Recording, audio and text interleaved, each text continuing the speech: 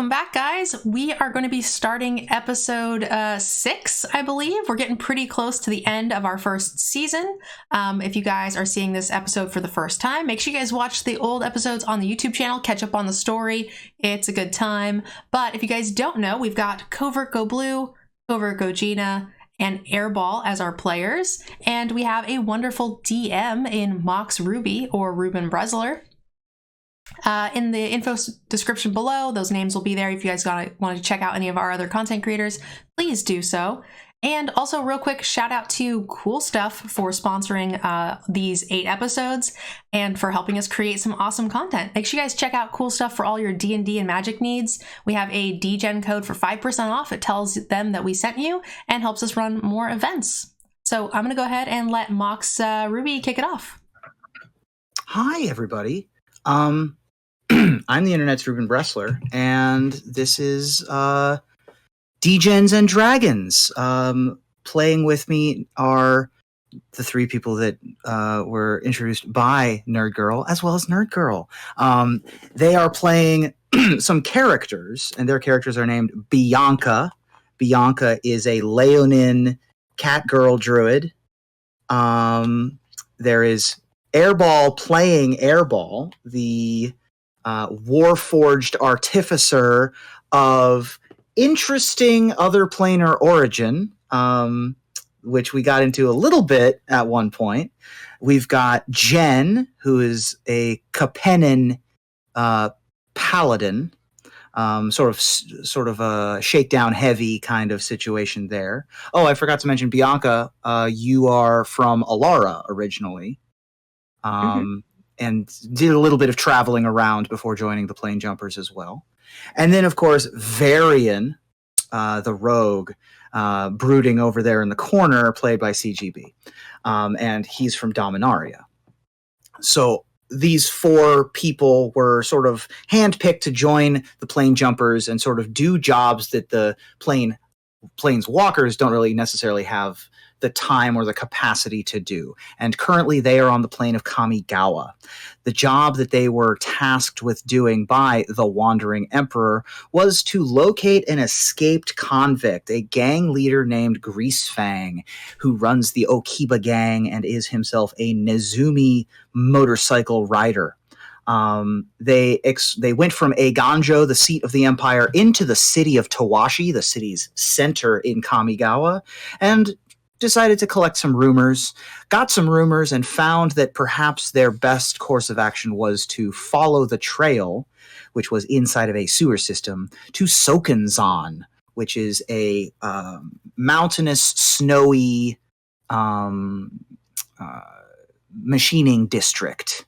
Lots of blue-collar workers there, and they followed the trail to a warehouse, wherein Fang was getting ready to get back onto the horse, as it were. Along the way, they made some interesting friends. They met Falish, who is an arms dealer, who apparently accepted some nefarious and dangerous material in exchange for some weaponry, that being some Phyrexian oil, which our audience voted on and decided that was going to be their payment. So that's fun. And last we talked, there was a bit of a fracas in the warehouse to try to get Fang.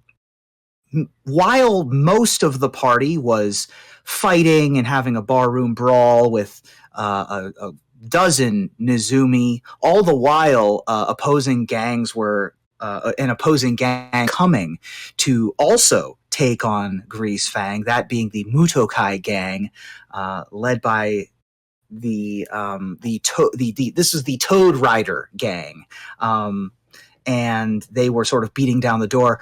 But inside of a very nice room, Bianca was doing some karaoke performance and distracting Fang so that the rest of her compatriots could sort of quell the uprising.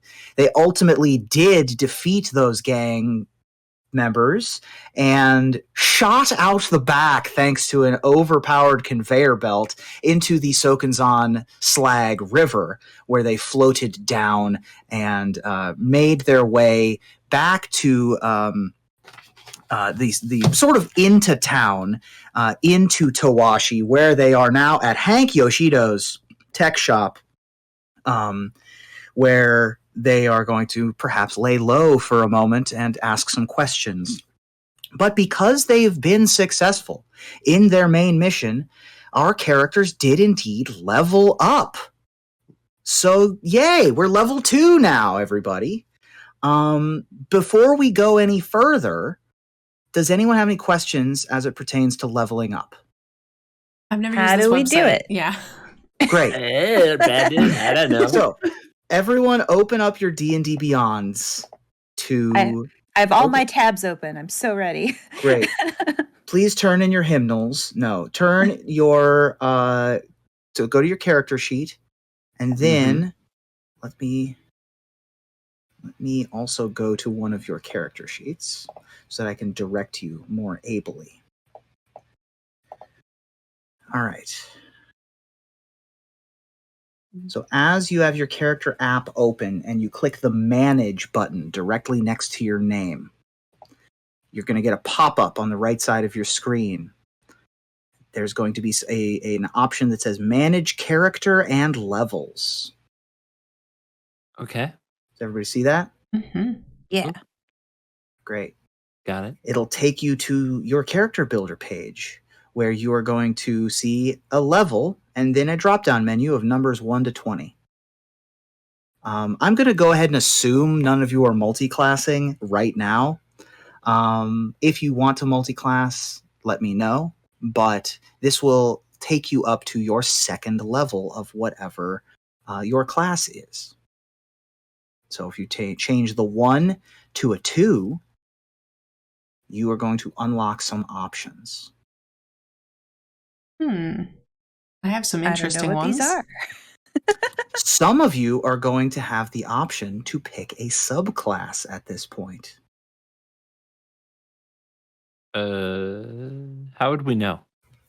So when you change it from 1 to 2 and you scroll down to your character level section, there will be a blue outlined drop-down menu for some of you. I don't believe the rogue or the paladin gets their subclass until 3. I don't know what the artificer gets at 2. I get a bunch. You get a bunch of stuff, huh? I have to read like an encyclopedia entry. Give me a second. Yes, of course. And then the druid is going to get to pick their circle. There are a lot of circles. How do I There know which are. one I want? There are a lot of circles. Well, I'm going to help you. I'm going to help you pick a circle.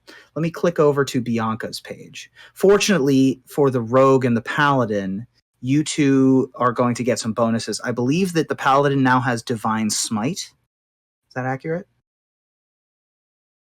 The paladin? Yes. I do have Divine Smite, yes. Nice. Paladin, Divine Smite deals a lot of damage, so that's always fun. And what do you get at Rogue level 2?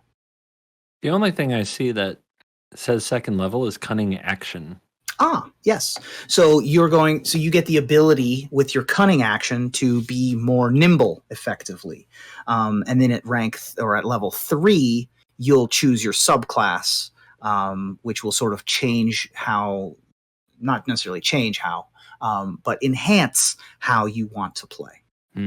Seems unnecessary with how perfectly nimble I've been.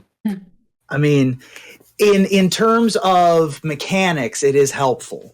But yes, based on your past history, of course, you've been perfect every single time as far as anyone's concerned. Yes. Yeah. So your druid circle, man, there's a bunch of options here. They sound Druids- lovely. Circle of druids are- dreams, circle of stars. Yeah. A lot of these are super fun, and you can change your mind if you decide that you want something different. But this is effectively how you play your character. And so the Circle of the Land druid is the most basic type, which is sort of, you are a druid of your land. And because you are of that land, you are more in tune with different types of spells and environments of that land. So that's the basic druid. Then there's also Circle of the Moon, which is much more of a combat druid that enhances your wild shape. Ooh. Circle of the Moon druids gain access to higher level wild shapes earlier than regular druids. Okay. Well, I'm pretty much digging that. That sounds great. Excellent. Just to give you a quick breakdown of some of the other options, the Circle of Dreams druid is sort of a Fey inspired druid. You have a lot of trickery with mind magic.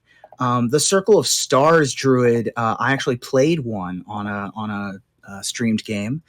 It allows you to use your wild shapes. Instead of turning into a bestial form, you turn into a constellation form. The Circle of Stars is actually from the Theros book. And so it allows you to sort of become a chalice or become a bow and arrow or become I believe, a dragon. And those different forms do different things. You don't become a full dragon, but when you are in that form, you can scare people and some other stuff happens. Then there's the Circle of the Wildfire druid, which effectively gives you a little spirit animal that is a wildfire spirit, kind of like a familiar, and allows you to do different types of attacks and mechanics with that. Circle of the Shepherd is summoning a bunch of animals, right? Disney Princess Druid. And that allows you to, yes, exactly, and allows you to bring out a lot of bugs and a lot of squirrels and a lot of other animals to be able to do your bidding for you.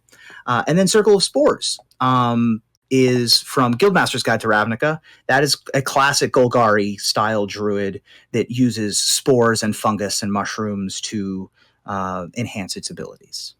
So those are all excellent options. And then, of course, the Circle of Land Druid, which is like, if you're from the tundra, you're going to be better with ice damage, right? If you're from the Underdark, you're going to be better with dark stuff. If you're from the meadows, right, like you are, then you would have access to different spells that are better in plains environments. For now, though, I'm happy to suggest be the Circle of the Moon druid, which is going to enhance your combat acumen by giving you combat wild shape, which allows you to go into your wild shape as a bonus action rather than as an action. Nice. And also allows you to choose, I believe, up to level 1, like CR1 beasts, as opposed to CR 1/4 beasts. So instead of having to be a pony, you could be a warhorse, right? So there you go. Okay. Seems like a good option. That sounds good. Great. All right. Airball, you had some infusions, I believe, that you had to choose. Yeah, I am making my way through them. I have almost made up my mind. No worries. I was just trying to help. For those of you that don't know how artificers work, infusions are things that allow the artificer to kind of plan ahead and put effects into things before combat arises. You can create magic items, you can enhance weapons, you can improve some of your own statistics, and you can get little different options of various different types all over the map. When I played an artificer, I believed that I ended up being a artillerist, and so I wanted to have a repeating shot was one of my choices, but if you're not a ranged fighter, that might not necessarily be what you want to do. Lots of options. Artificers are, as we've mentioned, very complicated, but they are super fun once you know what you're doing. Yeah, so I don't know what I'm doing, but I know what I'm going to do. If Great. that makes sense. Excellent. All right. So the first choice is I get a homunculus servant. Ooh, excellent. So I get to summon a special homunculus that serves me. Excellent. I get to determine its appearance. It's friendly to me and my companions, and it obeys me. So it's basically like my own rabbit battery, I think, more or less. Yes. You do get a homunculus servant that you get to order around, and it can carry things, I think, and does lots of other cool stuff. Okay. Number 2, I'm going to replicate magic item. I'm going to get a wand, the ability to create wands of secrets. Ooh, okay. Wand of Secrets. What does that even do? I'll have to read up on that. Tell the audience what else you got. The wand of secrets, I already looked it up, is I can use an action, and if a secret door or trap is within 30 feet, it pulses and points at the one nearest to me, and it gains 1d3 of charges every day. Amazing. That's a great one for the kind of story that we're telling. Yes, I love it. The repeating shot, because my guy is a ranged weapon person, and enhanced weapon. So I get a +1 bonus to attack and damage rolls. Excellent. And when I reach level 10, it gives me +2. Yeah, you have a little Thibble Thip? I think so. It's got to be, right? You've got a little Fibble Thip. Do you have a name for your homunculus yet, or do you want to decide that along the way? Let's see what inspiration strikes me when the time comes. Perfect. How is it not Thibble Thip? It could be Fibble Thip. It could just be Fibble Thip. But that's up to Airball. It's true. Oh, I'm also open to just making a poll of it. We'll see. Oh, also good. So the other thing that things ever gone wrong. Nice. So the other thing that the repeating shot does, in addition to adding bonus to your attack and damage rolls if you make ranged attacks, is that you ignore the loading property of anything that has to be reloaded, like a bow and arrow. Basically, you reload as a free action. So it takes away a lot of that problem. And also, your weapon now produces its own ammunition. Keeping track of arrows, I hate it. I hate keeping track of arrows. I played a gunslinger one time, and I was counting bullets, and I hated it. For you now just make whatever it is that you shoot. What weapon do you shoot at range? A crossbow. Crossbow. And a boomerang. And a boomerang. Okay. So now, if you point a crossbow, it just loads from your arm. Nice. Very cool. And those are the subclasses. I do want to add something before we move on. Bianca, Covertgogina, you did something during our last game that was spectacular in terms of performance. And so I'm giving you a free feat. Usually you only get to have feats at level 4 or starting at 0. Fighters get them at 4, 6, 8, and everyone else gets them at like 4, 8, 12 at their ability score increases. But because you literally performed for us and sang on stream in front of a live studio audience, I'm giving you the performer feat. This is going to add a +1 to your charisma score up to a maximum of 20. Okay. You are going to gain proficiency with performance. If you don't have proficiency with performance, you now have proficiency with it. And if you already are proficient with it, you double your proficiency bonus with it. So because I'm doing this live on stream, I'll fix it later, but I'm just letting you know now that when you make performance checks, they will be even more bolstered. Yay!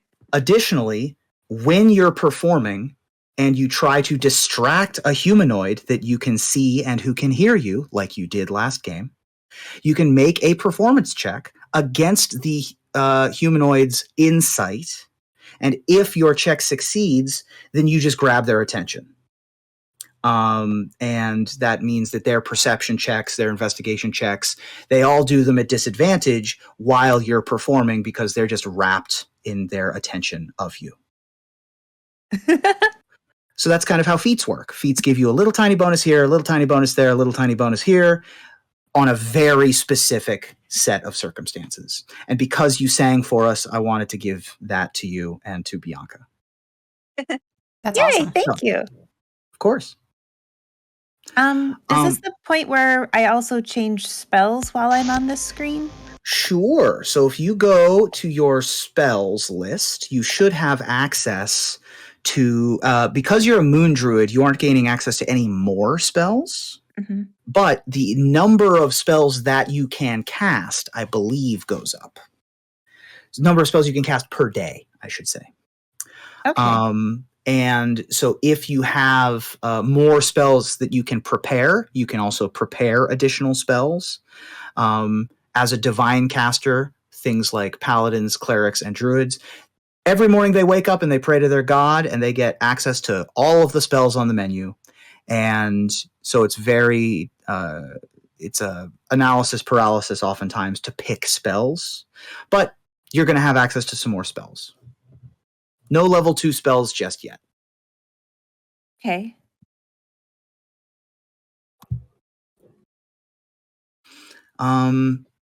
Nerdgirl and CGB, anything needed to update? I think our characters are boring. Well, at level 2. Apparently. At level 2, your characters are boring. At level 3, see, they picked at level 2. Their level 3 is going to be a little bit less interesting. Yeah. So I 'Cause just picked two-hand fighting, so I get a bonus to damage if I clobber someone with a giant thing, and that's it. That was kind of. Yes. I also have that one new ability, the Divine Smite. Yes, Divine Smite deals a lot of damage. It lets you turn your spell slots into damage on hits. My main character in my other campaign is a paladin, and all I want to do is smite all day. That's all I want to do. The only thing I don't see is how many times I can use it per day, but you can use Divine Smite as many spell slots as you have. If you spend a spell slot, then you smite. So how many spell slots do you have? It says first level 2, but then I don't see a second level. So you've got 2 first level spell slots, which means that you can smite twice a day. Okay. And smite is just something that you say, oh, I hit you, I'm also gonna smite. And then you just add those extra dice damage to there. Cunning action for CGB, you have a bonus action that you get to do a bunch of stuff. Makes you a lot more nimble, not a lot quicker, and a lot more difficult to hit. Being able to use a bonus action to do all that stuff. I don't know. He was pretty hard to hit when he was swinging by his foot. It's true. Also very difficult to hit when swinging by your foot. I'm here, ain't I? Mm-hmm. And speaking of being here, we ready to play? We're ready to play. Great. You are in Hank Yoshito's tech shop in downtown Tawashi, not necessarily on the main drag. You're on the main drag, but you're not in the middle of town. You are on Main Street, if I recall. And Hank's is a very well-regarded mech shop, mech hangar. And you've rolled in with Grease Fang, who is still attached to this chair that he was shot out of the warehouse on. And Hank says, new friends? Yeah. Can we hang out here for a bit? Get situated? I'm not trying to... Again, this is supposed to be, not... I'm not trying to take sides in anything. And he's looking behind you to see if anybody's following you. This is a dangerous kind of situation for my house. Go ahead and make a persuasion check for me. Sure. See if Hank lets you stay. I have +4. Do a 16. Okay. All right. I'll let you stay for a little bit, but I ain't trying to have. I ain't a prison cell. You know what I mean? Fair enough. We're just gonna get our bearings, get situated, and we'll get out of your hair. All right. I'll give you about 16 minutes. How's that sound? We'll make it an hour. And I like kind of just Okay, push that's past fine. him Make it and- an hour. Get out of the sunlight, though. You got to get in the back. Yeah, that's what I was All saying. right. Just push past him. Let's go, guys. The roller chair rolls past him. You have Greasefang. Nerdgirl, go ahead and put up the what does Greasefang do when captured poll, if possible. Okay. If that's possible. Otherwise, I'll just wing it. What does Emperor do with Greasefang? Start explaining. I'll find it.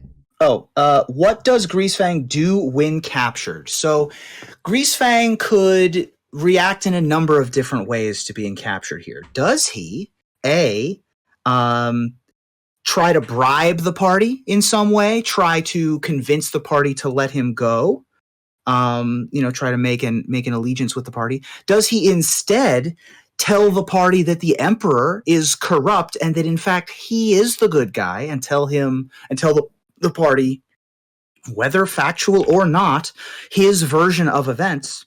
Or doesn't talk, fight to the death, no apologies, no new friends, you're not getting anything out of me? How does Greasefang react to the party bringing him into this dark back room at Hank Tawashi's, or Hank Yoshido in Tawashi? All right, guys, there's a poll for you.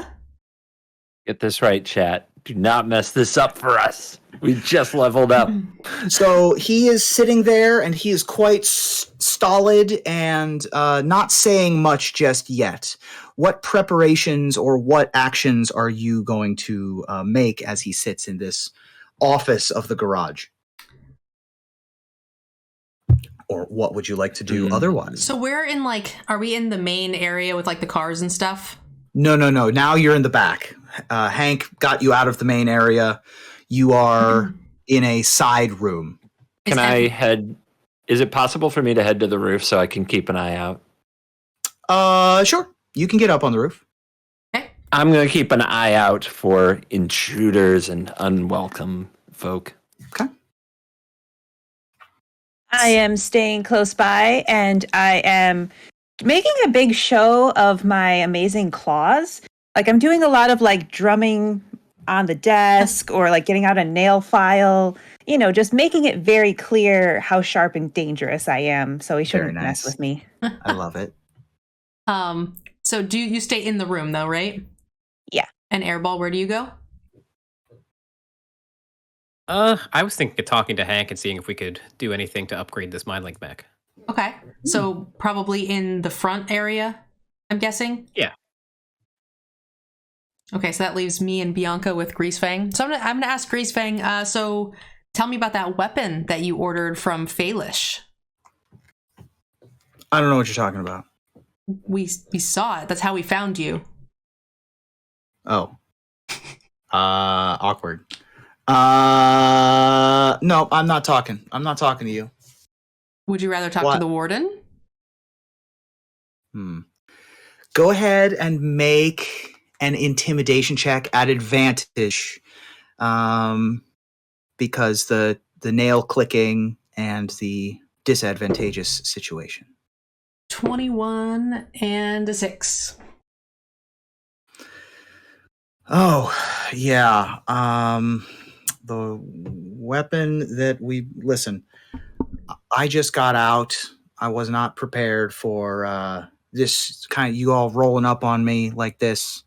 I'm happy to, if we can come to some sort of arrangement, maybe I'll be a little bit more inclined to acquiesce and discuss, but I'm kind of at a disadvantage here. I'm not too keen on. First of all, who are you? Well, And what the hell's going on? You said it yourself. You're at a disadvantage, so you're not really in any position to come to any sort of agreement. But if you some give me what I pleasantries want- would be nice. I mean, I can let my cat talk to you if you prefer. Yeah, at that he darts his eyes over to the nails and is very keenly aware of the claws on the table. That appears to hit something quite primal. He is a rat person. I expected it too. I think Bianca is the best character to have here when we're hunting a rat person. That's perfect. I'm just quietly like batting something around now. She's just waiting to get her hands on him. I'm sure we can. Just having fun. I don't know. It's my what kind version of a fidget spinner. There you go. Perfect. What does the poll look like? So the poll is he tries to bribe the party to let him go. Okay. Great. So he looks over at you and he says, I mean, if you're interested in what weaponry and what sort of trade that I have to offer, I mean, we could probably come to some sort of arrangement, you and I, and also her, right? Maybe we could, I'm quite a powerful man. Whoever is paying you to do this, I'm willing to pay double. Well, you don't look super powerful tied to that chair, but perhaps Bianca might want something. The Wanderer has offered to pay us for your return, and also my bosses are a bit interested in you, but Bianca, what do you think? Not that impressed with him, to be honest. He was completely tied up by me in a skirt. First of all, I don't know who wouldn't be tied up by you in a skirt. Second of all, I got out of jail like 12 hours ago. Cut me some slack, all right? I have a whole power structure that I was trying to get back in touch with, but it's not exactly easy when everyone in this town is looking for me, all right? I only had a little bit of time. I only had a little bit of resources before everyone started coming for me. So I congratulations, you found me first, all right? But what can I say? I mean, I have resources, even though I might not look super powerful here in this chair. I am a powerful Nezumi person. So if you want to make a deal, we can make a deal. Otherwise, my people are going to come for you. And more than that, other people are going to come for me. So good luck getting me back to Aegonjo. You could just get paid now. Get paid twice as much. You don't even have to make a delivery. How do we know this isn't some kind of mousetrap? Who said that? You're not in here. I thought you were in the front. He is, but he's got robot hearing. How do we know it's not some kind of mouse? Listen, man, there's always a chance there's a mousetrap, all right? But I'm just saying that if you want to get the cheese, then you got a chance at getting the cheese. I'm not inclined to trust a rat. Me neither. Damn my handsome features. If I were to let you go, big if here, what would be in it for me? What does your distribution services look like right now?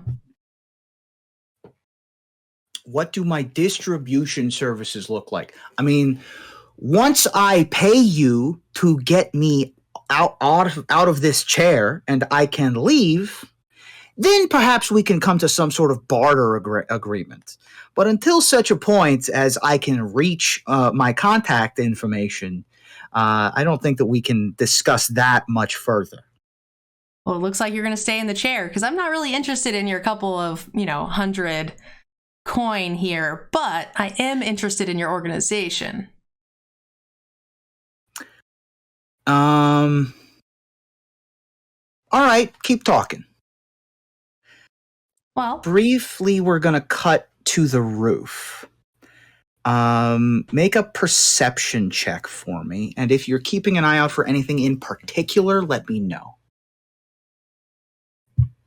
You are +2. What time of day is it? This is getting to be evening. We are probably 9 p.m. Okay. I'm all right. Well, then I guess I'm looking for anything, like any human any kind of creature that doesn't belong, really, isn't moving along at the same kind of pace as everybody else. Not just rats. Gotcha. Looking for all kinds of things that just Perception don't. check. Yeah. All right. Great. So +2. No, I rolled a 1. Oh no. Here we go again. I mean, you know that Hanks is in like a relatively populated portion of town. It's not the center of bustling activity, but it is busy enough that there are trams and trains and spirit caravans traveling up and down the streets. There are effectively like spirit monorail station relatively nearby. And there is some foot traffic of, people heading to and from downtown Tawashi to go to the clubs or get coming home from dinner, any sort of that kind of situation. Not incredibly populated, but populated enough that you can probably see about maybe a half dozen vehicles and a half dozen people on foot at any given direction that you're looking in the next, block radius. None of it looks particularly shady to you. No one is making any movements that stick out to you like a sore thumb. I'm pretty sure if I rolled a 1, I'm basically playing Arena on my phone at this point. Yeah, and it's tough to pick up. It's tough to pick up motives unless people get closer to you or things get closer to you. But if anything comes closer, I'll let you know, and then we'll do some re-rolling. Great. Okay. Meanwhile, in the front of house, Airball, you wanted to talk to Hank. Yeah, I'm wondering if he has any upgrades or can do any repairs to the MindLink mech. I want his input on the current state of it. Sure. So he's going to take a look at the MindLink mech, and he's going to go, "Hoo-wee, this thing is just cobbled together, ain't it? This thing ain't. I mean, this thing's pretty unstable. I gotta be honest with you. Not the greatest piece of machinery I ever seen. It gonna do the job if it need to hit something. Like this will get you through some walls." But I mean, it's like kind of stuck together with chewing gum at this point. What'd you have in mind? What kind of chewing gum are we talking about? Are we talking like No Name or like Double Bubble or Juicy Fruit? I mean, certainly not Juicy Fruit. This thing ain't stuck together with anything closer to that. I mean, I would venture to guess that this is being. There's no aftermarket parts on this thing. This thing been made from this is a chop shop special. I don't even know how you got it here, honestly. But if you want me to try to upgrade it, I'm happy to take a look and try to make it a little bit more stable. So actually, I was thinking of the opposite. I was looking for a self-destruct feature in the last episode, and I couldn't find one. Can you tell me how to make this thing blow itself up? I mean, sure. Probably ain't gonna take too much. I would say if it took a requisite amount of damage, it would probably just start smoking, maybe catch fire. I don't know if there's a button on the inside. We could probably rig an explosive to it if you wanted to, or like rig a button that made the gas tank leak or something like that. If you're more interested in that. I'm thinking big fireworks. Big Let's bring a fireworks. big explosive to it. All right. I'll see what I got in the back. If you got anything if you got any fireworks on you, we could put those on it too. I'll see what I got. And he'll go search through like some of the shelving units and start searching for fireworks and other explosives. It is very strange to see a moonfolk, right? Typically the moonfolk are not known for their hands-on technology acumen. They tend to be much more spiritual and traditional. But you see Hank digging his long fingers through carburetors and nuts and bolts and electrical bits and getting his pure white skin covered in grease and dirt, and he looks right at home looking for all this stuff. You can come on over and take a look too if you're interested.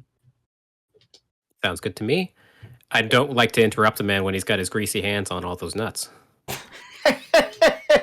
That's one of them double entendres. We'll cut back to as you guys put your hands on some greasy nuts. We will go back into the interrogation room where Bianca and Jen are having a conversation, having a little chat. You wanted to know more about Grease Fang's structure. Is that correct? Yeah. Go ahead and make a persuasion or intimidation check once again at advantage. I was like, I can't intimidate anything. And I was like, oh, wait, that's Varian. Never mind. 19. 19. Okay. Grease Fang looks up at you, like cocks an eyebrow. His whiskers twitch a little bit. And he says, all right, look, my goal here is to get out of this chair. Right? So, I'm going to do what I need to do to get out of this chair. And I'm going to do what I need to do to get the hell away from you. But I think that the easiest way for me to do that is to answer your question as best I can. Because I think once you hear what I'm capable of, you'll understand that letting me out of this chair is going to be in your best interest, instead of taking me to, what's her name?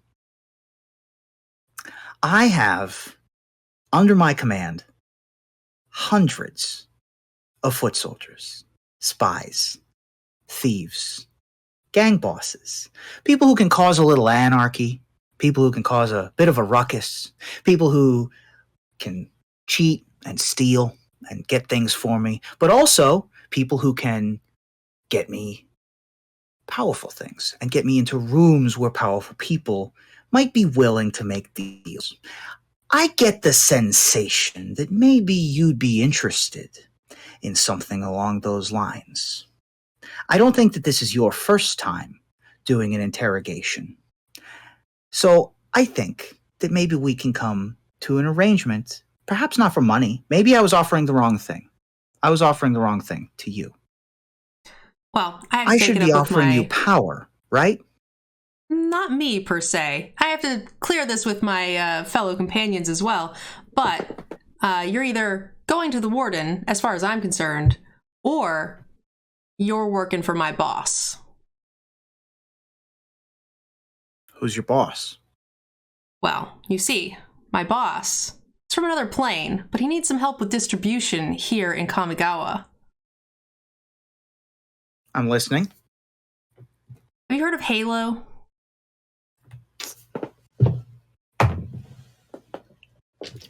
I've heard of Halo. There's been a brief... I've heard of Halo. That's what I'll say.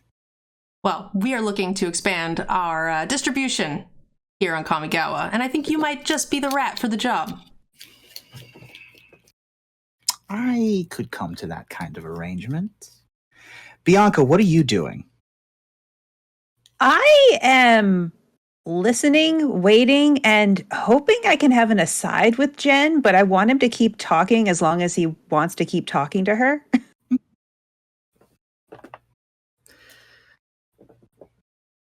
I'm not gonna make any deals with my hands tied behind my back.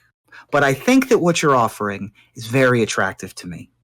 And what I can offer would be very attractive to whoever it is that you work for. Halo, from what I understand, is a very powerful substance that can move mountains. Maybe not here, but maybe someday here. So if you are the connection to me as the kingpin on this plane, we can definitely come to an arrangement there. Once again, we come to the problem, though, of I am tied to this chair. And as long as I'm tied to this chair, you're not going to get anything. Okay, well, Then you're going to stay tied to the chair. I don't know what you want me to do. I can't reach my cell phone. I got no casters here to cast message. I got nothing. I got nobody, right? If you want things from me, you're going to have to let me flex my muscles. Well, you can do that after you agree. That's fine. Agree to what? Give me the deal. What's the deal? That you're going to distribute. Let's have an aside. We don't need to watch him flex his whiny muscles right now. Fair. Excuse me. I go to the gym a lot. All right. Shush. So assuming Fair that enough. my companions agree, you will work for my boss. You can be the leader here, but you work for someone else.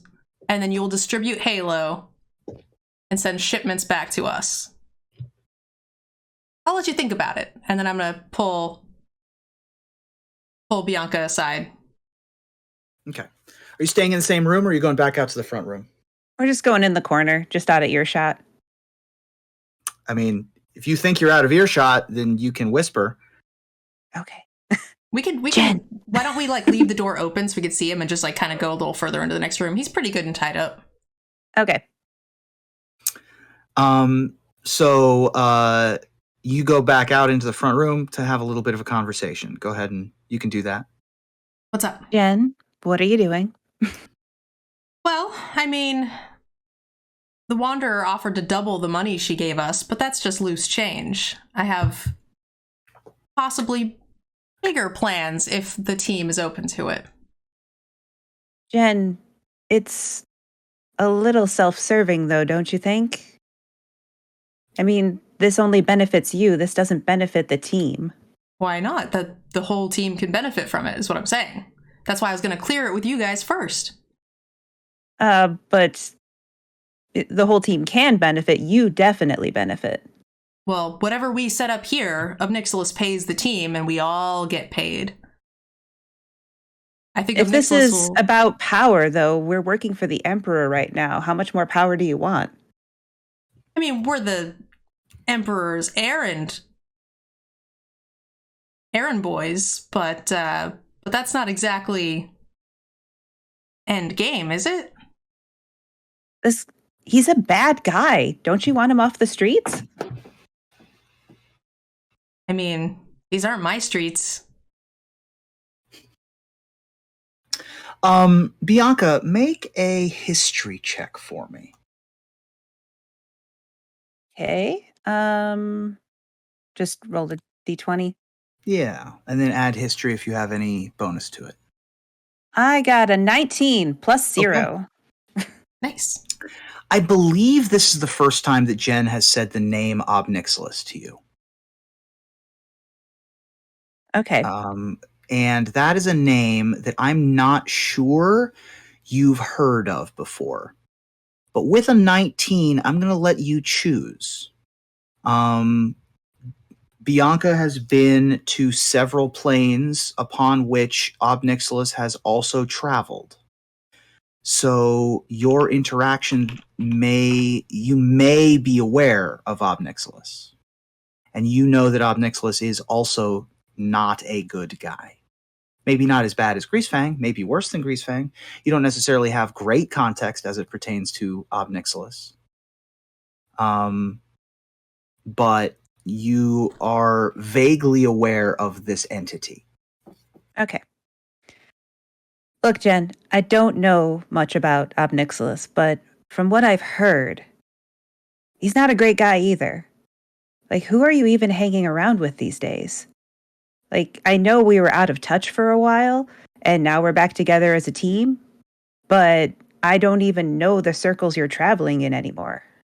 Did we know each other before this? Did I miss that part? I thought we did jobs before. I would say that you guys have probably done other jobs in the past. Okay. I mean, I've always, for as long as you've known me, I've always been working for my boss. This is just what my plane is like. I've tried to stay out of your business. I don't ask a lot of questions, but I'm concerned about you as a friend. Airball, go ahead and make perception check. Since you're technically in the same room, but you're a couple dozen feet away. Sure. Nerd Girl, can you roll for me? An 11. +4. Okay. I will say that you were not paying attention to this conversation until now. Now that you're hearing a little bit of a change in tone in their conversation, Airball, you can tune into whatever else is said in this conversation. Okay. You don't need to worry about me. This is what I've always done. This is literally my job. Who I'm working for is irrelevant. Okay, fair enough. But our mission as a team was to pick up a bad guy and put him back in the hands of the authorities here on this plane. And if that's what everybody wants to do, I'm okay with that. But I think there's a bigger score to be had. What are we talking about here? Why is no one watching the mouse? The mouse? You know, evil mouse. The Mouseketeer is still tied up. It's fine. Tell me what you guys were discussing. So I was pursuing other options of what we could do with said mouse and see if we possibly could make more money out of this deal. But Bianca is hesitant, and that's totally cool. And we might not be wanting to pursue this venture. I think we should probably get Varian in here and see what we want to do with this mouse. I think I saw him playing on his phone. Cut to the roof. Varian, go ahead and make another perception check for me. You're muted, by the way.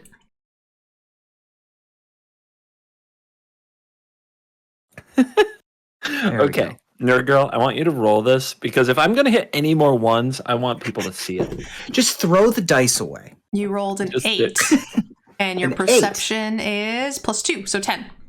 Okay, 10's pretty good. 10 is like you're still scared. You know, you got a little bit distracted by a party bus that was driving by. Probably had a bachelorette party in it, but now you're back to being focused, and you're looking around, and you're looking for shapes and things that are a little bit different and a little bit strange. And you do see that there appears to be some sort of large shape of either a spirit or an animal making not a run. It is patiently moving directly like diagonal across an empty lot directly toward Hank Yoshida's. This being is probably the size of a small mech. Not huge, but it is dark, and you can't really make out details of it in the current lighting situation. And that's when you hear your compatriots call for you to perhaps join in the conversation. I should ignore them. Nah, I'm just going to go down and join the conversation. Okay. Varian, we need your help. All right. I know that you need my help, but what do you need my help with now? Oh my gosh. Varian, Jen doesn't want to turn in the rat anymore. She wants to put him into her own operation selling drugs on this plane. That's not drugs. Round not up drugs. Angel dust. We've been told that it's not drugs. Wizards of the Definitely Coast not has angel dust. Oh, that's way explicitly better. said this is not drugs. Jen, I don't know your business. I'm just gonna, okay, if you're saying it's not drugs, then it's not drugs. I just have your word for it then. And Wizards of the Coasts. Sure. So, What? Okay, so Other organizations I'm not aware of? Who are you working for, Jen? So the Wanderer offered us double the money that she gave us, right? So she gave us 100 gold, and she's willing to give us another 100 gold when we finish this job. However, I think we can make a much bigger score by selling the rat's loyalty to my boss back on Capenna. That's what I would like to do. But again, if the group isn't interested, we can go ahead and walk to the next town and turn the mouse boy into the wanderer. What does bigger mean? I cannot say for sure, but it'll be a heck of a lot more than 100 gold. 4x? That and probably a lot of power. And what are you going to tell the Wanderer? Nothing. We will just leave. Or we could say that he got away. If we leave and tell the Wanderer nothing, she'll keep sending people after Greasefang. And then when the Halo isn't being sold, we have, there's no reason that whoever you're working for is going to pay up. So we would have to do something to make sure that Greasefang's off the radar. Okay, then why don't we just kill another rat that looks like him, throw his dead body on her doorstep, and then we can take off. What do you get out of this? It's not just the money, is it? Well, I'm hoping we all get the same thing out of it. A lot of money and a lot of power. To be fair, it's on my home plane, but if you guys have a better idea of what to do with him, I'm all ears. Robot, box of rocks, Karn incarnate. I'm concerned about what distributing drugs on the streets of Kamigawa will do. It might destabilize all of the existing gangs and might create chaos where there's even less power than before. But the power will go towards Obnixilis. He'll have a foothold here in Kamigawa that he doesn't have, which will make him a lot more powerful than the other bosses on Capenna. And he will reward us handsomely for it. That's true. Apparently it's not drugs anyway. Now you two roll history to see if you've heard of Obnixilis. All right, I got mine. What's 13. Mine, 13 plus 1. What was that? 13 plus 1, 14? Okay. Yep. And then Airballs. Nerd Girl. Oh, sorry. Airball did not do very well.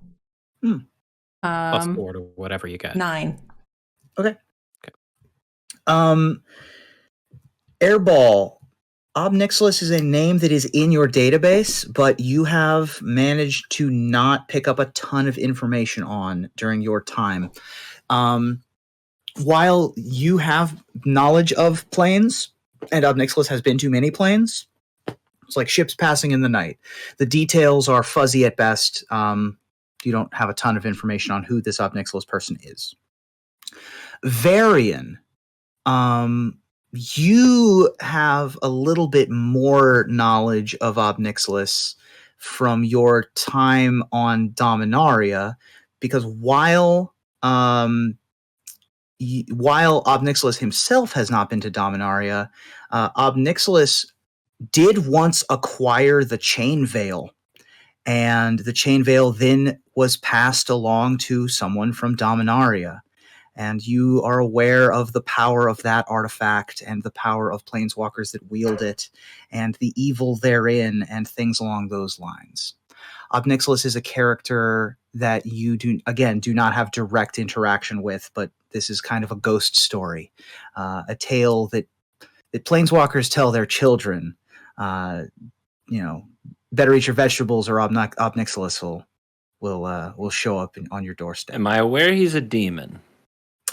I would say so. I would say that that's a pretty safe assumption. Didn't you also have demon? Didn't you also speak demon or something? I think that would increase the chances that you did. You had as the Abyssal? deep speech. Oh, deep speech. Okay, yeah. See, I am a haunted one, and I have I don't know who did it, but I have a certain memory of something terrible that certainly smells like a demon could have done it. Real quick, guys, this will be a good time to take our 5-ish minute break. So if you guys need to get up, go ahead and mute your mics, do whatever you got to do, and then we'll come back. Before we do that, I'm going to say that the figure that was approaching the building is now here. And you hear a large animal of some kind tearing into the back of the building and tear open a hole in the back of Hank Yoshido's, and you just see a big grizzly bear. Okay. Coming into the back of Hank Yoshido's. And we'll roll initiative when we come back. Okay. Yes. Oh my gosh. It's just a 2/2. It's just a 2/2. It's just a 2/2. Maybe with some upside. Maybe. So whether you guys go for it or not totally doesn't matter. I was thinking, because our plan for season 2 is to jump to Capenna, that this is kind of a cool transition, is my character's idea. But again, we shouldn't do it for the story, but I came up with the idea for the story. Oh, if you're giving me 2 more sentences, I was going to demand we go to Capenna now. I think we should like turn, Greasefang into our like angel dust pack mule, and then go talk to Obnixilis and get an in. And I think that would put us like in the center of the Capenna story, with us being like very highly ranking in his army. It's a very good plan. It is going to put you on the Wanderer's shit list. Even and better. by connection, anyone who operates the plane jumpers. So you're going to be in kind of like a Mission Impossible kind of situation if you do that. What do you think, chat? What do you guys think of my idea? A double cross on Obnixilis. I'm trying to double cross the Wanderer. We could say we've got blackmail from that time Gideon was riding him. We've got pictures. Huh? It's like old Magic card where Gideon is riding Obnixilis. I forget what it is. No, that's Rakdos. Oh, is it Rakdos? Oh. Well, it doesn't matter. We can make it a deep fake or something. Pretend it's Obnixilis. That's true. We could deep fake the Magic card Unlikely Aid to be Obnixilis instead of Rakdos. I like this. Mm. Not enough deep fake fraud in Dungeons and Dragons is what I have to say. It's an unexplored space. I mean, if we're gonna go to Capenna, in the next season, what better way to do that? It's true. And we'll catch up nicely timeline-wise if we were to do 8 episodes, because this is the 4-month gap between the sets. So, even though we're starting late, we have more than enough time to do the 8 episodes. Right. Yeah, I mean, I'm interested to see what your characters decide. Don't worry, there will be story regardless of what you choose. Yeah. But this is, of course, taking the reins in a way that I was not expecting. So I appreciate the storytelling. I kind of had it in the back of my head the whole time that I wasn't going to do what the Wanderer wanted.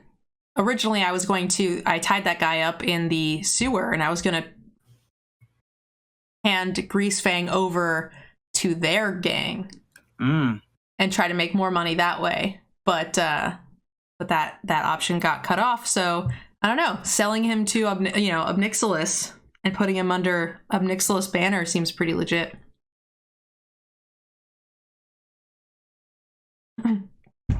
Also, Gina, when I was just joking about it not being a drug, it wasn't against you. It was an actual joke, because Wizards of the Coast. Mm-hmm. Oh, I know. Yeah. They did make this very drug-like substance, but they are very, very clear that it is not. Right. It's a dust made from having angels. fun with the joke. Good, Yes. good. I'm just making sure. Yeah, I wasn't sure if you were, kept up on a lot of that stuff. So, are we ready to jump back in? I think it's like a dust that's like caffeine. Angel dust gets you energized. It gives you wings. Yeah, it gives you... Oh, boy. Oh, brother. Are we ready to jump back in? I am ready to jump back in. Everybody good? Yeah. Go for it. Well, everybody, as this large bear bursts in through the wall, we're going to roll initiative.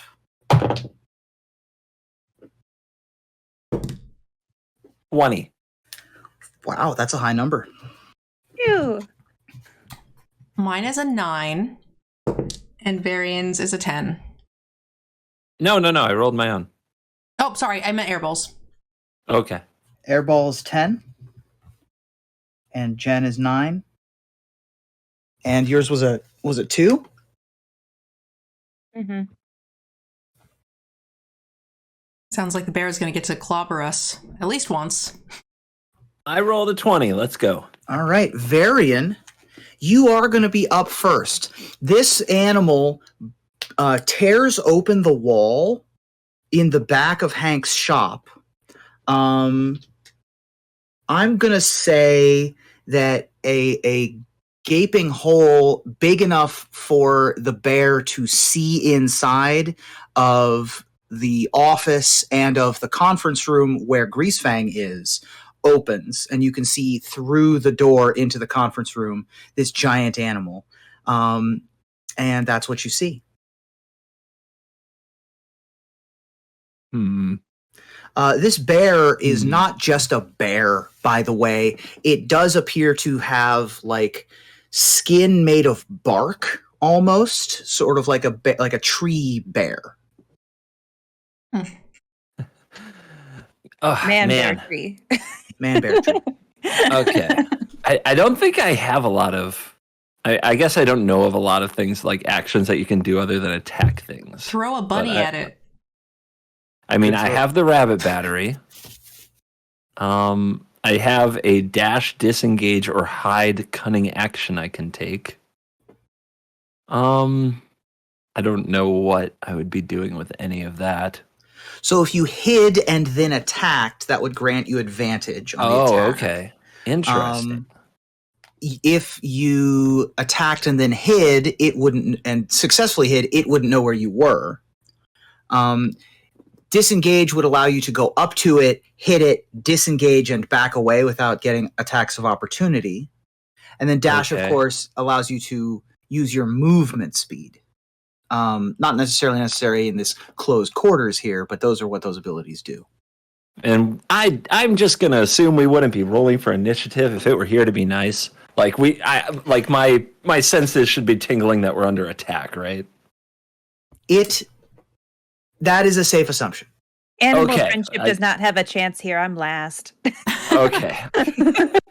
So, can I just quickly use my knowledge of Kamigawa to tell whether grizzly bears are common in Igancho or wherever? I would allow that to happen. You can either do animal handling, you could do history, you could do arcana if you needed to think of magical bears. Okay, let's do an arcana check because I have +4. I want to know if this is like a common thing, if grizzly bears just walk into warehouses. Sure. 7. +4. No, that's included. Oh.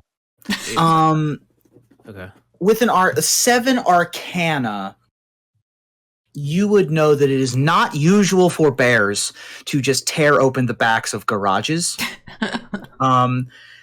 You don't have any specific knowledge of the fauna of Kamigawa as it pertains to bears. This definitely does not feel like a spirit.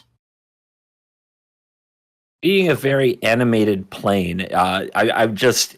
Have we noticed any kind of a weird stamp on the belly that would allow it to have magical bear carrying powers? You do not have enough view of its belly to see. Okay, so possibly. If it has a care mark. Okay, might still have a care mark. Good. Could have a care mark. This could be all right. Tear Bear because it tore open the. All right. So be ready for the Care Bear stare. Yes. Anytime. Care Bear tear. So that is the information I'm going to give you. Is that this is not something. None of you have seen anything like this on Kamigawa before. This is neither spirit nor anything you've really dealt with in the past. That's basically That's what I'm going to give you. I will hide, and we're going to take a short bow shot right at this sucker. So bonus action hide, action shoot the short bow. Go ahead and roll at advantage. First roll is a 6. Second roll is a 2. Okay. God. And you have +5, so your highest is an 11. Okay. So the short bow shot appears to hit the bear, but does no damage to it. Your short bow finds a very thick piece of wood and buries itself into the piece of wood, causing no damage. All right, that's me. All right. It will now be the bear's turn. The bear is going to tear open a bigger hole to be able to get in and is going to look around and smell specifically, because it has advantage on smell checks. And it is going to smell where Greasefang is. And the bear is going to tear a hole in the wall, see Greasefang, grab the back of the chair, and pull it out the back of the building. Is the whole size of the whole building? The bear? The bear is like 10 by 10 square, so probably an 8-foot tall bear. I demand it now be called the Tear Bear. Okay, The so tear did bear? it have to go past me to get to the back? I would say that's fair. I would say you can have an attack of opportunity. Great. I would very much like to do that. I'm going to attempt to... should we try to Divine Smite it? When you, Well, if so I hit. you need... If you hit, yes. Yeah. So let's go ahead and attack. Bianca, I would say that you were standing next to Jen. You would also get an attack of opportunity here if you wanted. I would like to. Well, I'll wait for you to roll. I failed. I got a 10. Okay.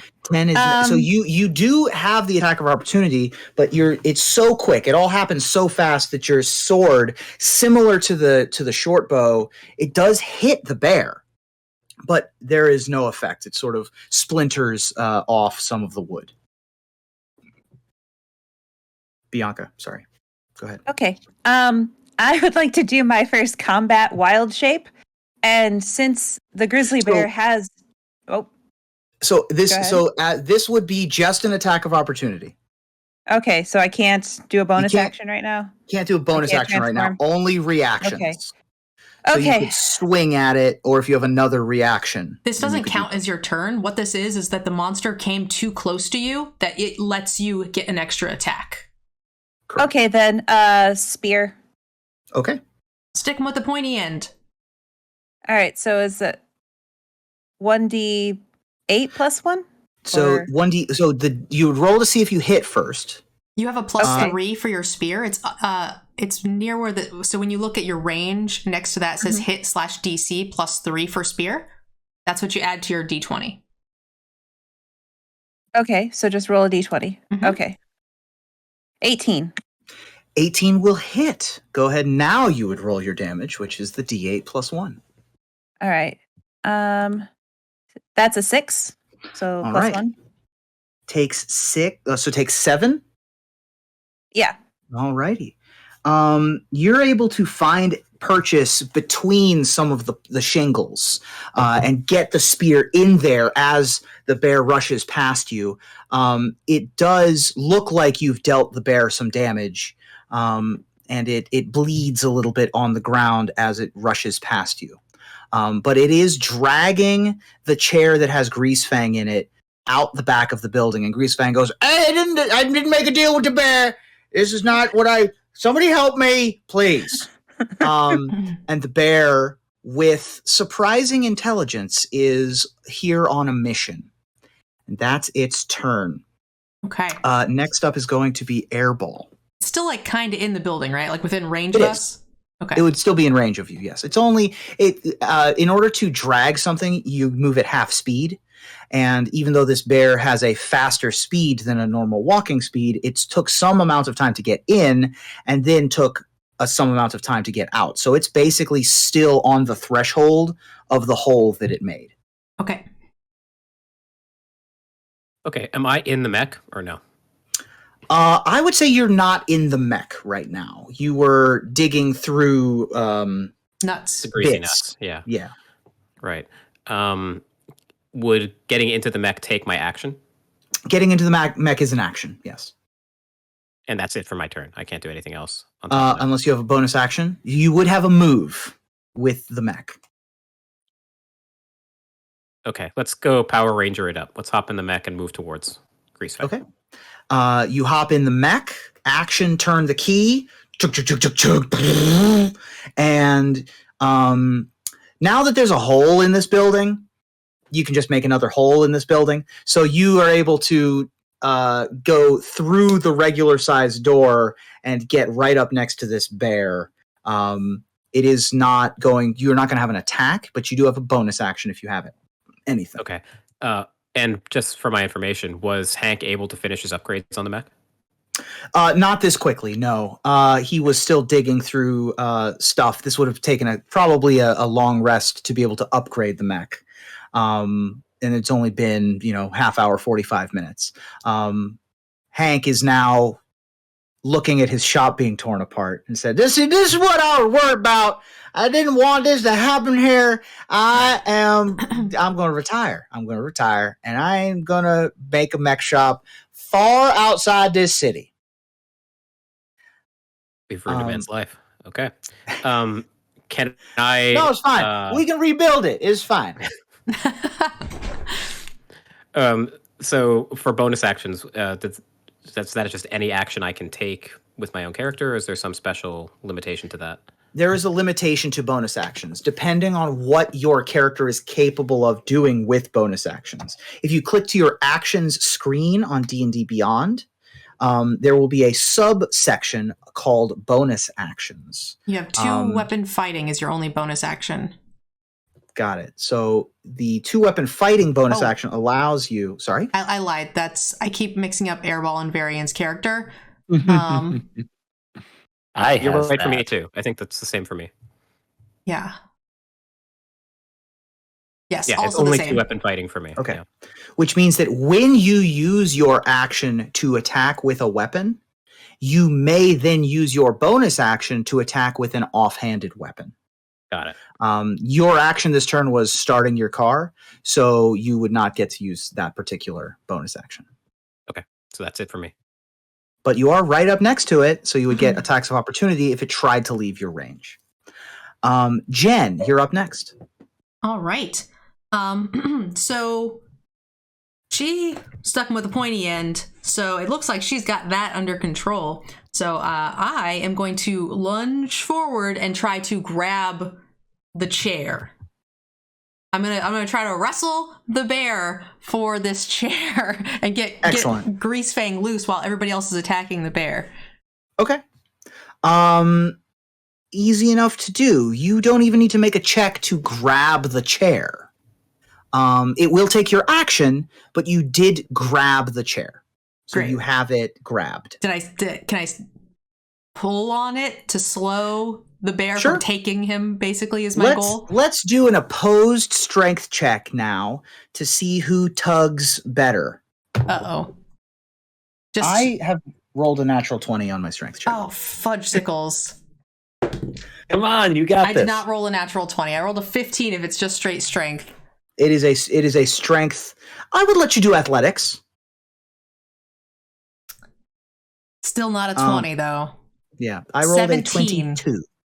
Okay, so you get a good grip on it and you tug, but the bear is gonna hold firm to it. And as soon as you come up, you make eye contact with this bear, and the bear looks at you, and you sense in this bear intelligence. You also see that there is something behind the eyes of this bear, and the bear's eyes shine a interesting shimmering green that reflects off of the lights inside of the building as well. It does not look. Should I do a nature or arcana check by chance? You can do a nature check, or you can do an insight check, is what I would say. Okay, I have I have +1 to nature. Oh, 6. God, I suck today. It's a bear. But you have a hold of the chair. You Great. Still have a hold of the chair. You don't pull it back into the room, but the bear is going to have to do something about this. Great. That's good enough. Bianca. Yes. I'm ready. Okay. Okay. Now I would like to use my first combat wild shape.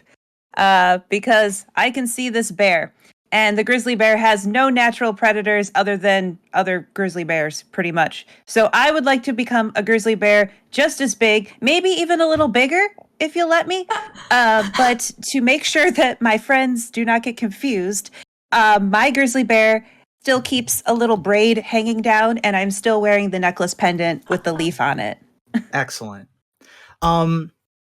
With Combat Wild Shape, what is the maximum CR or challenge rating that you can be? I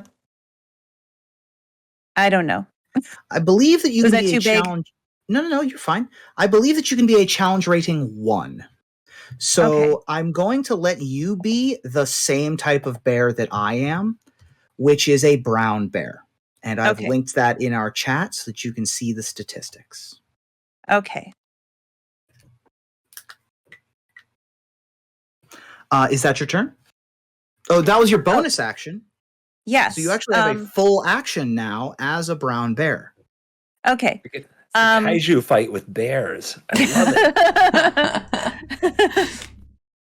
it. So my action is going to be to like charge forward and dig into it with claws to make sure it doesn't drag back any further, to help out Jen with getting the chair away from him.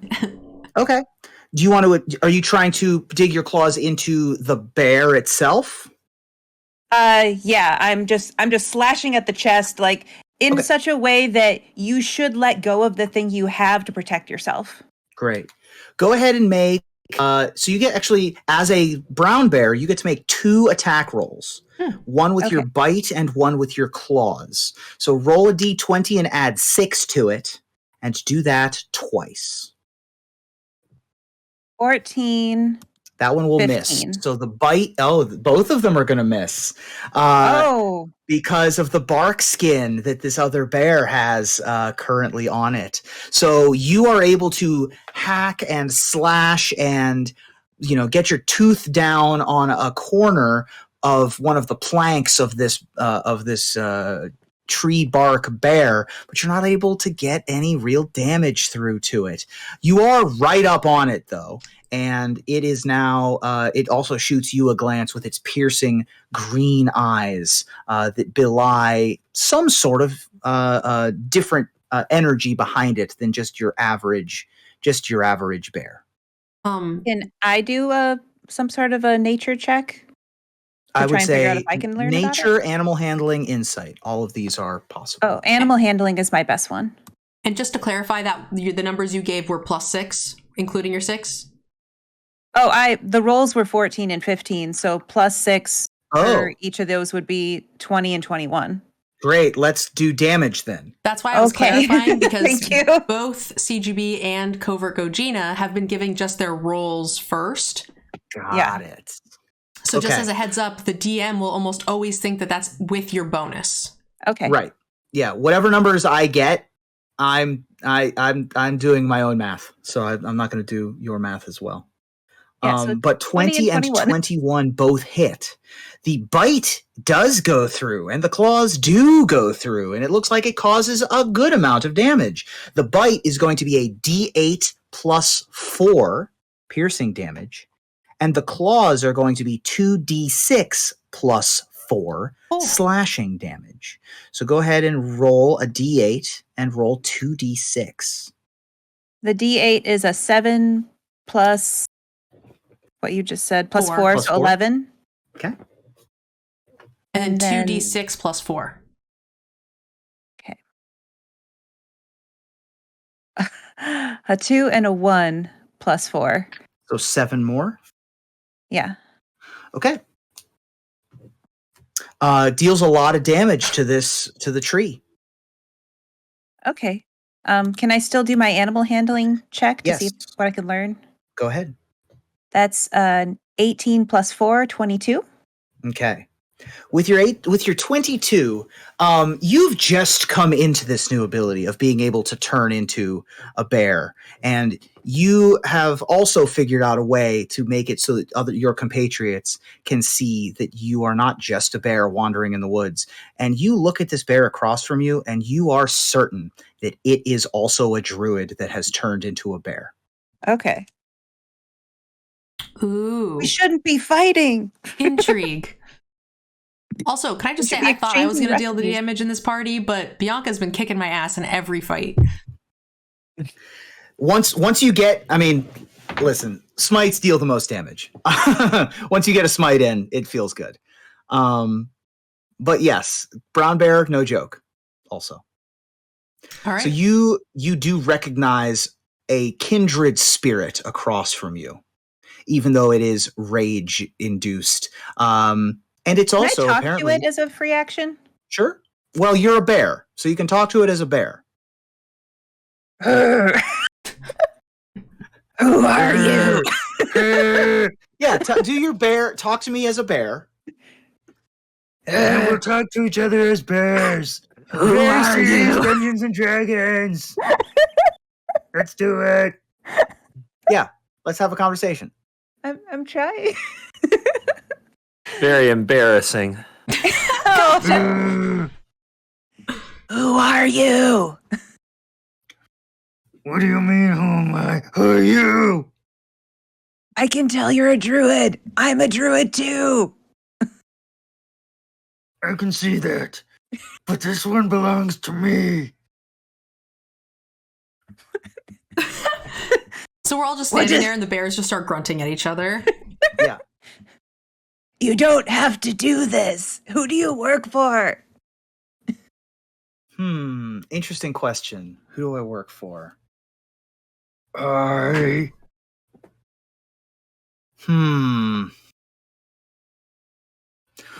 protect Kamigawa from people like Greasefang. He needs to be. This voice hurts my throat. Hold on.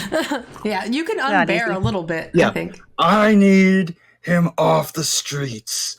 He rips apart the spirit realm. He uses technology and is dangerous.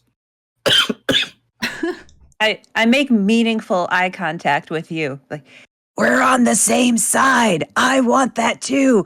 I hate this guy. I want to turn him in. We're trying to turn him in. Okay. That will be resolved on the Bears' next turn. Varian, top of the round.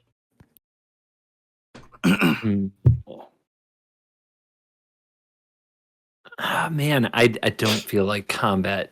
I don't feel like I can deal damage to this thing. So I'm trying to think of a smart move that can, I don't know, be useful. You do something Um, that helps get Greasefang away from him? Right. So Greasefang right now is in a chair, tied up. The chair is in a tug of war. Jen has a hold of it. Yep.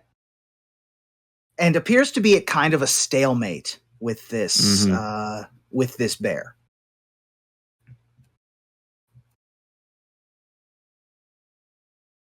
All right. So I have some rope. Could a bear just tear that easily? It probably could, but it would take an action to do so. All right. I want to try to tie. Maybe I can throw like the other side of the rope to Jen, and she can tie the chair / Greasefang on her end, and I can tie it down to something huge, like the biggest freaking vehicle in the shop. Okay. So yeah, you can use your turn doing rope use, tying a lasso around. You want to tie around Greasefang? I think we should. I think if we tied it to the chair, I think the chair might just get broken or something. Well, So- he's So in the while chair, so this you can fight- wrap it around him in the back of the chair, you know what I mean? Like around the Yeah. center. Yeah.